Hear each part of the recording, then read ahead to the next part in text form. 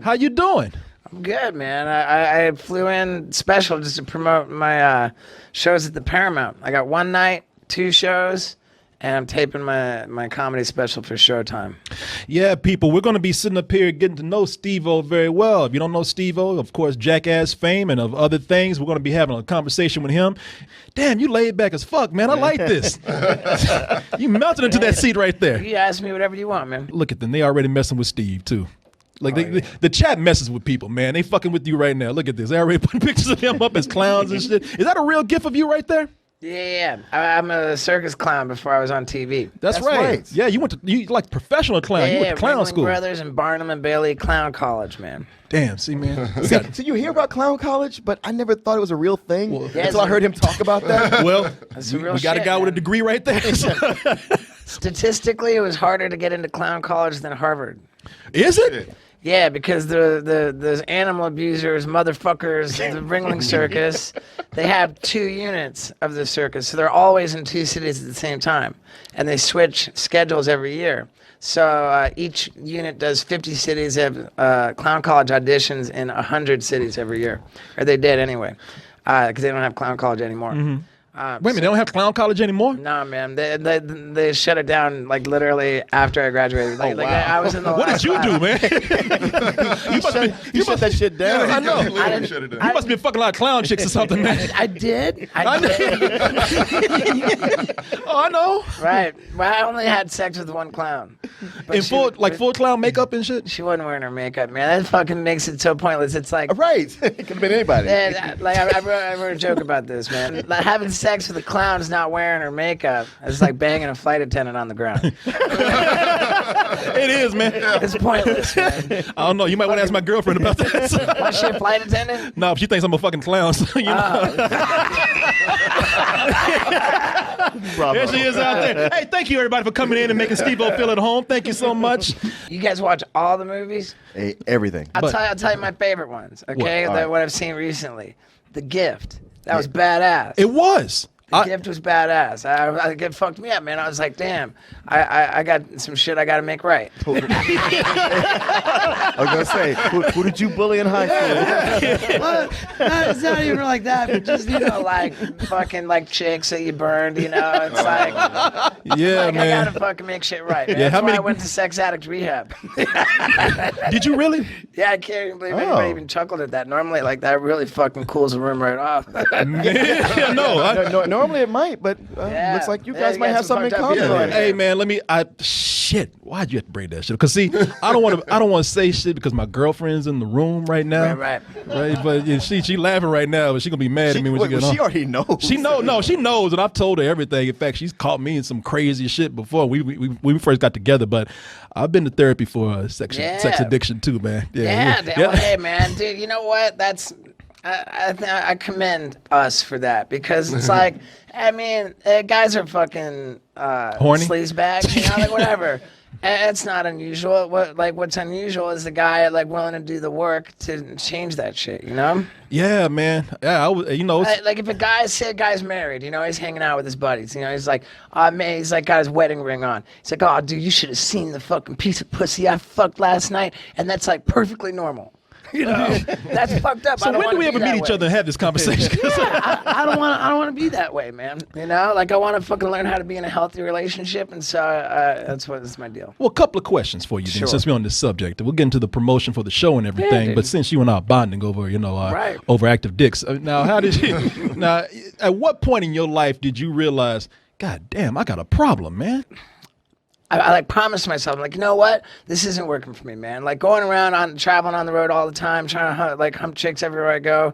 It's just like I don't want to do that. I want to I want to be happy. I gotta learn how to be in a relationship. So I promised myself, man, I'm not gonna fucking fool around with chicks anymore on the road.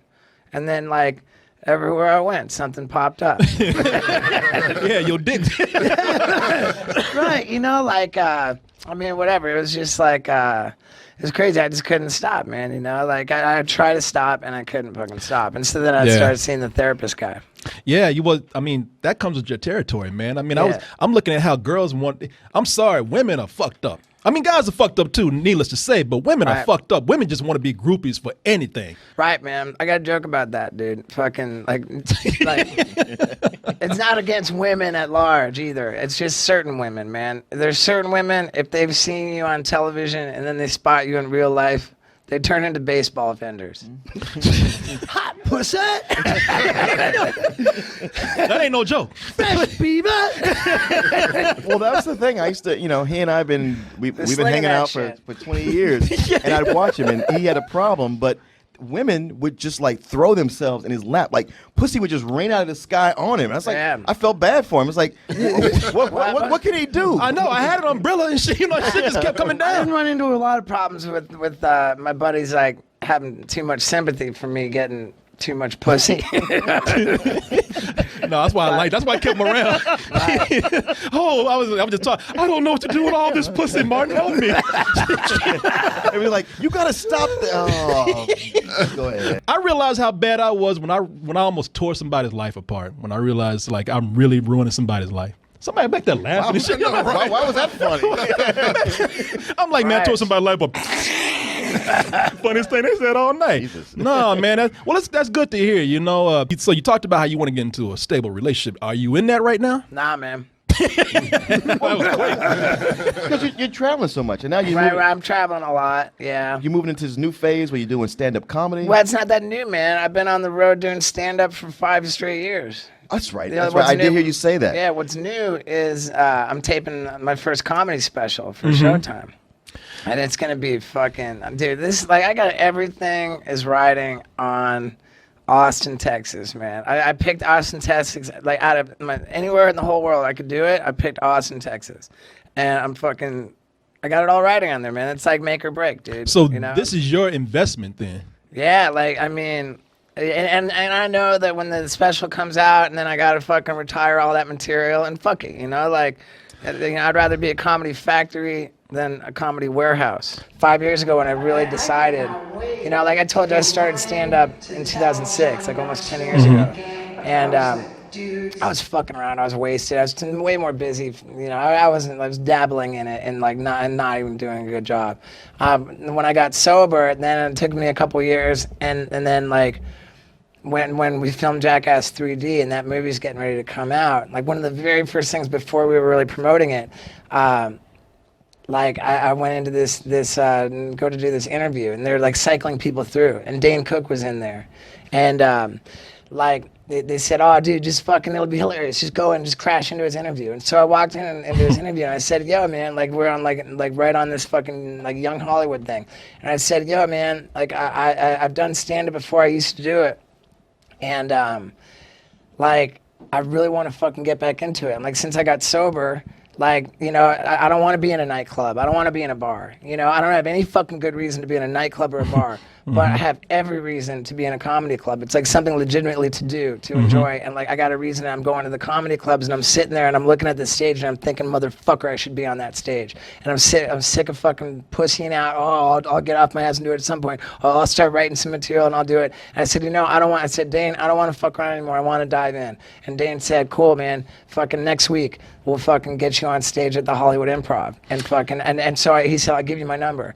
We fucking set a time. So it wasn't like, I'll do it when I'm ready. I had like fucking, whether I was ready or not, motherfucker, I was going on that stage. And I spent that whole week fucking writing and going to the open mic and practicing it. And I met up with Dane Cook and I went on like fucking, it was like 2 comedians after Sarah Silverman, like right before Dane Cook, just swimming with sharks, man. And fucking, and I did my set. I was on for like 10 minutes. Then Dane went on for like 20 minutes. It was over, like whatever. Like we sat down, he gave me notes. The first thing he said was, I'm not sending you back to the drawing board. And I was like, wait, hold on a second. He just told me my shit didn't suck, And like, he took me under his wing and he fucking like, coached me, he gave me notes, and he fucking like gave a shit about helping me out, and like it's such a big deal, man. Like it's such a big deal, like more even than like what he said, and he gave me great fucking ideas. Like by the third time, he's like, man, don't feel like you have to be locked into a way that you fucking, you know, tell a bit, you know, like it's a conversation with the crowd, like don't fucking lock. And then the next time he's like, man, he's like pissed at me. He's like, man, now you're getting fucking too comfortable, man. Like at first you were like all like nervous because like, oh, what if I forget something and then I can't fucking, like, oh, like you were so fucking nervous at first. Now you're fucking too comfortable, man. You look lethargic up there. You look like lethargic up there. You're gonna fucking put people to sleep. He's like, you gotta remember, this is a fucking performance, man. You're a performer, dude. You have to be an animated version of yourself up there. You know?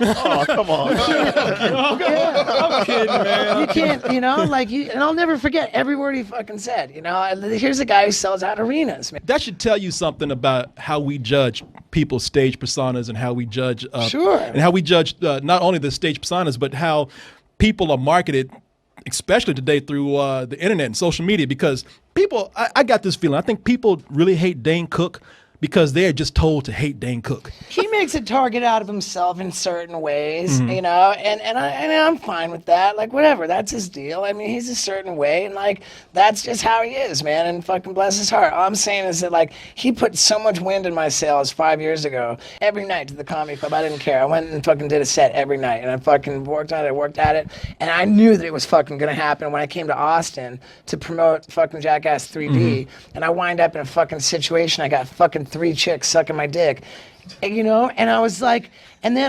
dude, like I fucking thought about it. Like I woke up the next morning and I was like, damn. I like how you just casually throw that in and just keep going. I fucking love Dane Cook after that. Well, right, but this was promoting Jackass 3D in Austin at like whatever the fucking I don't think it was South by Southwest, but it was some festival. Not big enough of a festival to send everybody from Jackass, but big enough to send Steve-O by himself. So I'm like the guy, you know? I'm the guy, and when I say to this chick at this event, I'm like, hey, you know, like, I'm ready to get the fuck out of here. Like, you think you could give me a ride to my hotel, you know? And so she's like, yeah, you know? We're fucking getting into her car, and like her 2 friends come running across the parking lot. Steve-O, do you want 2 more girls? You know? I'm like, oh, I guess. Let me think about it, right? And so, like, but the thing was, after like, the whole deal went down, the next morning, right? It didn't even occur to me. It didn't even occur to me that it was a bit, let alone like the most epic bit ever, right? But like, fucking, I texted someone, and I was like, I texted this girl, like this Jackass producer. I was like, man, 3 chicks sucked my dick. You wouldn't even believe it if the first one didn't fucking chew on it so hard, I never would have got through all 3. You know? And I'm like, holy shit, because I mean, that's the fact, dude. Like this, and I got all these, it's a fucking, that's not the bit that I'll be the saddest to lose when the special comes out, man. I know a lot of people, they know you for Jackass, man, which, and look, we be honest with people, you know, Sure, we don't kiss a whole lot of ass, but we love Jackass is fucking funny, man. That's one of the best. That year it came out, we said, you know what, this is the year's best documentary right here. It's like, did not laugh harder that whole year. I know, I like the way Steve was looking at himself like, ooh, goddamn, I did all that. But you are known for Jackass, you're known for your stunts, you're known for your pranks. How many people actually know that you do stand-up? It's a good question, man. They like, you know, at large, like the consciousness of the public, they don't know, man. They hear I'm gonna be in the comedy club, they think I'm gonna punch myself in the dick for an hour. which granted would be funny, right? And you know, the thing is that when people find out I got my own comedy special, they're gonna be like, what the fuck is this? And I know that, and that's why, like, from when I started doing comedy, it was like, okay, I'm doing comedy and stunts, like a variety show. And then over the course of the last 5 years, what I've done is like way less stunts and like it's more like comedy, and then I do a couple tricks at the end. But for the special, I'm going to war. Like, I'm gonna fucking have the most violent fucking entrance in the history of comedy specials. Like, within the first 5 minutes, I'm gonna be engulfed in fucking flames. I'm gonna be on fire, fucking with my head on fire, motherfuckers blowing fireballs off my head. Circus tricks, fucking, I'll be butt ass naked. Holy shit. I'll be fucking covered in my own blood. And, I like the way the audience is kind of like, So everybody buy tickets for the first show. yeah, you gotta get, yeah, you gotta get. I'm gonna do it all twice. I don't give a fuck. So the Steve-O circuses gotta be in the future. The Steve-O one-man circus. I mean, I guess. I mean, that's how I'm treating it. You know, like the stunts all happen like pretty quick. You know, and they're on like story points, like throughout. It's like a one-man show. You know, like it's on story points, like everything I do, yeah, and then the last thing is where I'm gonna be covered in blood, you know, because like by the end of it, I've reached the point where I'm like a fucking vegan, dog and cat rescuing, hybrid driving, clean and sober, fucking, you know, meditator. You know, Right. like I gotta do something fucking severe at the end to make sure people don't fucking walk away thinking I'm a pussy, you know.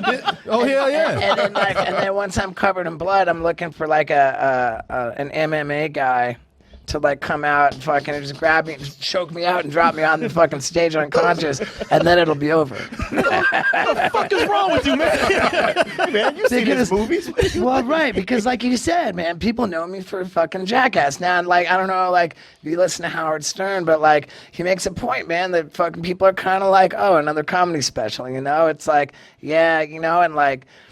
Tell you what fucking Jeffrey Ross did going to the prison, doing the fucking the roast in the prison. That was like, fuck yes, dude, fucking right on. You know, like what Mike Tyson did with his one-man show. I mean, I had trouble watching the whole thing, even though I love Mike. He's my homeboy, but you know, that's fucking, people want to see it. And like with me, I believe fully in my comedy, man. I believe fucking fully, and I didn't do stunts to get the deal with Showtime, man. I called them out, and they fucking just watched my stand-up, and they said, "Fucking, that's hilarious, man." They said they had never laughed that much at fucking someone who wasn't known for doing stand-up. They said we see it all the time, man. People are known for something else, and they're trying stand-up, and their shit sucks, man. For someone like that, known for other shit and doing stand-up, we've never seen such a fucking hilarious, polished act, and they fucking gave me the deal like right away. Right on the spot, huh? Right away. Nice. But now the way I'm looking at it, people don't know me as a stand-up, and so it's like, you know, like, holy fuck. Did you see Steve-O covered in blood get choked out and dropped on his head on a fucking stage? You know, it's like, dude, I gotta see that. People are gonna like, you know, I'm gonna fucking do it all the stunts, and it's gonna bring people to my comedy, and that's where they're gonna be like, holy fuck, man, motherfucker's funny. And I have never been sold on a comedy show like you just did. I'm not kissing your ass right now. Yeah, I appreciate it, man. Like, I'm a fucking alcoholic, drug addict, sexual deviant, fucking celebrity jackass, circus clown. Like, my fucking life is fucked up. And, like, it's like, like, it's like cheating for me, man, to get into comedy, because, like, I got such a fucking bag of shit to pull out. Because most comics, people only know their jokes. You know, you don't really know the guy. You know, and with me, like, people know me, and I'm a reckless, shameless son of a bitch, man. Like, I'll just come out and say it. I got my dick sucked by a transvestite one time, you know, and I'll tell you all about it. Top that, Corey. I believe you can. Tommy. Now. I mean, Slow down, man. Hold on. Yeah, what happened with this? I was like pretty drunk, man. Like, Here we go. I wasn't like really, I couldn't really tell. It looked like just a totally hot chick to me. And, you know, like I'm like all about it, man. Because I remember like I had this shady manager at the time, and he was macking on her, and I was like, oh man, like we were both so wasted. I'm like, I got her away from him, and I'm thinking like, yeah, I got her. And then we like left the venue, and someone pulls me aside and says, hey, that chick you're talking to is not a chick. And I was like, huh? Like, what? Like I'm just annoyed. Like, stop.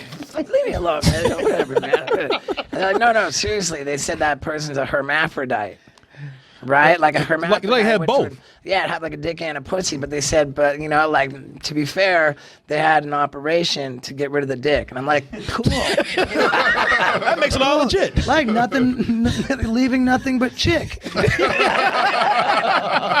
So I went for it, you know. But the funny part, like the real funny bit, man, is that like, well, I mean, the funny part, I guess, is that we snuggled all Y'all night. spooning and shit. It wasn't just like whatever was going on, like with the plastic pussy or whatever was off limits, but the thing was, and that's the thing. I think it was whatever, man. I don't know what the deal was, but after that, I was talking to my buddy Dr. Drew, the famous doctor. Yeah.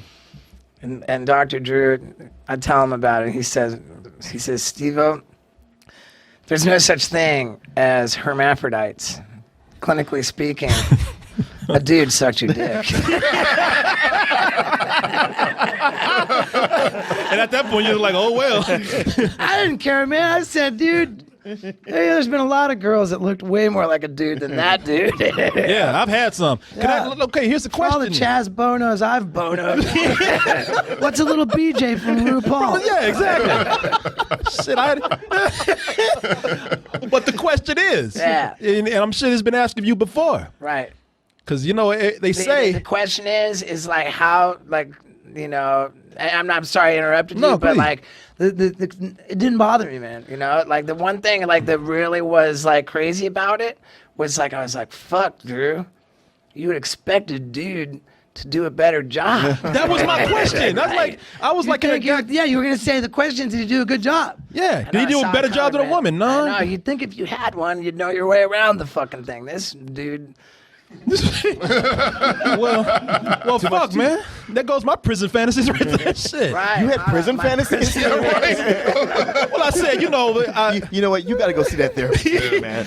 I insist. I have thoughts just in case I end up in that situation, So if I had The to, word fantasy. yeah, but get used to it. You know what I mean? So when it happens, I'll actually enjoy it. I did if I go to prison for life. You know what else we should talk about? I interrupted you again. No, please go ahead. It's technically as well as my going to jail party. I'm going to jail next month, and it's like kind of big news. So how many days do you have to do? They sentenced me to 30 days, but that I hear that automatically gets cut in half. So the most I could do is 15, but I hear it'll be probably less. Like, I'm going to jail for fucking being like the dumbest protester ever. I beg to differ because you got a lot Well, it was of attention effective. for it. It was effective, but let's look at it, right? I'm going to protest SeaWorld because I think the fucking captivity of orcas is wrong. Right? So I go to a fucking random construction site, nowhere near SeaWorld. Right? I bring this fucking inflatable killer whale, right? It's a fucking inflatable toy whale, right? To climb up a 150-foot tall crane. Now you realize when you're 150 feet up in the air, nobody can see your fucking little toy whale. Yeah. And then like by the time I get up there, I got fucking fire trucks, I got fucking cops, dude, 80 firefighters, 18 cops, a helicopter, and a SWAT team converged. Oh, nice. You got SWAT out. I got SWAT out, man, and fucking, I shouldn't say this, but I will. My bill for fucking paying for, I got a bill for 80 firefighters, 18 cops, helicopter, and a SWAT team. And fucking, it was only 14 grand. Yeah. Oh, 14 I grand. was reading about that. Dude, I like, thank God, like, they were like kind of reasonable about it, because if you've ever been in an ambulance, like for like a fucking 10-minute fucking one way, like I was on that crane for like an hour and a half. Yeah. Dude. Like that was like an hour and a half of their time. Like imagine being in an ambulance like for an hour and a half, and then 80 fucking SWAT team helicopter. I was like, oh my God, when I got out of jail the next morning, I was like pretty chipper about it. My dad's like, you realize this is gonna be expensive. But you I'm know like, what do what? you mean, Dad? Man, that's a bargain for marketing. Like 14 grand. If you think about like that as a media buy, that's what I'm saying. Yeah. SeaWorld, they're taking the orcas out. Right, like They're getting rid of the shows, so. Right, and I like to think I had a little hand in helping, like I the think you progress pushed is it being over. made. I perhaps, but dude, we're not over anything, man. Who would have known that the great Steve-O had such a heart? You're an animal activist. You're an animal rights activist. Big time, man. Vegan. Fucking, I got shelter dogs and cat. I just got a cat, man. Okay. The first thing you learn when you get a cat is to be real careful about jacking off near it. I usually get the cat to help out. I don't know what you do. It's like, dude, I actually I had a roommate who had a cat. Yeah, how does this work out, man? Yeah, explain I this. had a roommate who had a cat like over 10 years ago, and I didn't even think about it. The cat's name was Lucifer, and we called him we called him Lucy for short. And so I'm just sitting there fucking just doing my thing, you know, like you're saying, like fucking on the sofa in the living room, jacking off, and fucking Lucy thinks I'm fucking like, you know, like it's a toy, like it's a cat toy. Yeah. Lucy's rubber, you know. I got a fucking cat claw buried in my mid shaft. So you hear that, guys? Marcus, stop jacking off around your cat, man. Yeah, but you learn quick. As I'm saying, you learn quick. It's cool, man. Like, I named my tour and I named my special Steve-O Guilty as Charged way before I came up with the fucking dumb idea to climb a crane. Your antics have made news. I mean, let's face it, you're a celebrity and people know you for your stunts, so going to jail ain't shit for you, you know. Right, I mean, and you know, I'm an attention whore, and like, you know, I won't even fucking, I won't even pretend that like it's all like, oh, let's help the world. I mean, I love animals. I do a lot of shit to help animals. But like me and Shamu, like, yo, it's like, hey, Holmes, let's fucking get some news. Yeah, because it's the one fucking tiny part of my fucking stupid, idiotic plan that makes any sense at all is going to jail. It's my lawyer. I'm like, dude, can you get me jail time? And he's like, why the fuck would you want that? And I said, well, like, if you're going to make a statement about captivity, now you gotta get yourself locked up. Now I'm just man. fucking pissed. Niggas out here trying to keep from going to jail, and you like, I'll volunteer. I know. Right, and like, I got you no jail Hey, time. will you catch a bullet for us too, please? Let me bring the audience in and let them. Let me see if anybody has any questions for you. Sure, man. Oh, let's Ask me see. whatever the fuck you want. And he will answer. I got your question right here. I'm gonna read it, Julius. You say, "Hey, Steve-O and the crew, Julio here, and I want to know what was that moment that you decided that you needed to stay at a psychiatric ward, and what was it like? Thanks, and keep on toasting." It wasn't ever my idea to stay. Like, and thankfully, man, because I got locked up in that psych ward. That was what happened with my intervention that Knoxville pulled. They locked me up in the psych ward because I qualified for California's 5150 law.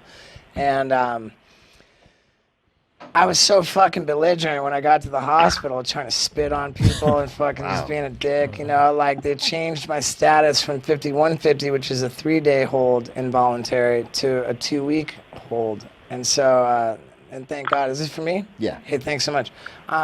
Yeah, so they had me for 2 weeks, and thank God they did, because it wasn't my choice to be there, and if it was, I wouldn't have fucking got sober. Nice things happen for a reason. It wasn't my choice to be in the psych ward, but it was my choice to go from the psych ward to a rehab. And I knew that, like, people don't really get sober and stay that way, you know? And so I was like, man, I want to fucking give myself an advantage. If I'm going to do this, I'm going to fucking do it right. And so I just did everything they told me, and I went out of the rehab into, like, the sober living halfway house. And I stayed there until I had 2 years of sobriety, which is, like, the best decision I ever made, man. It's just a simple question. I read your bio today, and it said you were born in London, England. Yeah, you bet I was. Have you ever been there? Wait, dude, are you punking him right now? Are you fucking with us right now? No. Well, the idea of being born somewhere is that you're there. But No, it's just that you hear things like Andrew Garfield. He was born here in L.A. in the United States, but he's, you know. Well, I'll break it down real quick. You know, it gets like a little, like I was born. I'm so sorry, by the way, man. It's okay. It's interesting to a point, but you got to be quick about it. I was born in England. My mom was born in Canada. My dad was born in America, which makes me a citizen of all 3 countries. I have 3 valid passports. I'm triple national. When I was 6 months old, my family moved to Brazil. I spoke my first words in Portuguese. Wow. When I was like 2, we moved to Venezuela. I spoke fluent Spanish in nursery school. Moved to Connecticut when I was 4. Started kindergarten there. I spoke 3 languages by the age of 3. I forgot 2 by the age of 5. I moved to Miami when I was 6. I moved to England when I was 9. I moved to Canada when I was 12. Moved back to England when I was 13. I did all 4 years of high school in London, England. And then I went to the University of Miami. And then I really got to traveling. So my question was, do you think with, you being serious about protests, like, doing a thing with SeaWorld and, going over to veganism and things like that, do you think that your history affects how, people see it now? Well, I mean, yeah, like, underneath any like story or comment or something like about me being an animal rights activist, like the one thing people bring up the most is like, oh, that motherfucker is gonna be an animal rights activist. Fucking, he puked up a goldfish. Right. You know? Like, I mean, I puked up a goldfish. Like, I mean, that was my first thing I did for Jackass. There are a lot better things to point to if you want to call me a hypocrite. Like, but the thing is, man, whatever. Like, you know, I'm not like disqualified from doing what I can to help and be compassionate now because of any fucked up shit I did in the past. Right. I think if that's what I heard your question was, like, do you feel like my past, like working with animals, like for entertainment? Yeah, Well, man. not even with your past for entertainment. Oh, but like, just my checkered like, past of being a drug Well, addict. no, not even that. Just like people like, oh, like if you get on. Let's Oh, say, you shove shit up your ass. You're No, like, not even that. Like, let's say like. You know, how are we supposed to take you seriously when you're the guy with That. fucking fireworks up his There you ass? go, yes, that. Yeah. Like, didn't I see you fucking kissing a dick? video, like, do we need to be worried about finding that? Oh, yeah, that's why it wasn't gay. It's because everybody was filming it. Dude. Okay, there you go. Yeah, it's not gay if they're filming it. Gay for pay. It's cool. There Yeah, dude. Totally. I was being paid. you go. Can't complain about that, man. Yeah, you know, I'm not fucking bringing any of that dick kissing bullshit into the fucking Paramount. I think it's good material, man. You should keep that. Yeah, write that in. I don't know. I mean, I don't care, dude. I'd kiss a dick. I only did my it choice is one that or time. be I set did on it one fire. time. Yeah, you Kissed a dick once. Martin is right though. Between getting set on fire and kissing a dick, I'll suck the fucking skin off that Yeah, I dick. kissed the 3 dicks. Wow, we had just become a lot more personal with each other this evening. See what you brought out but yeah, with no, us? And the date on the show, is that November 21st. November Saturday, 21st. November 21st at the Paramount Theater in Austin, and there's 2 shows.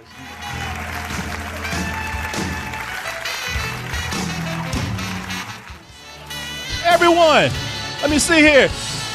Thanks for Steve-O coming in tonight. We appreciate it. Listen to us on SoundCloud. Go to Double Toast to check out our streams.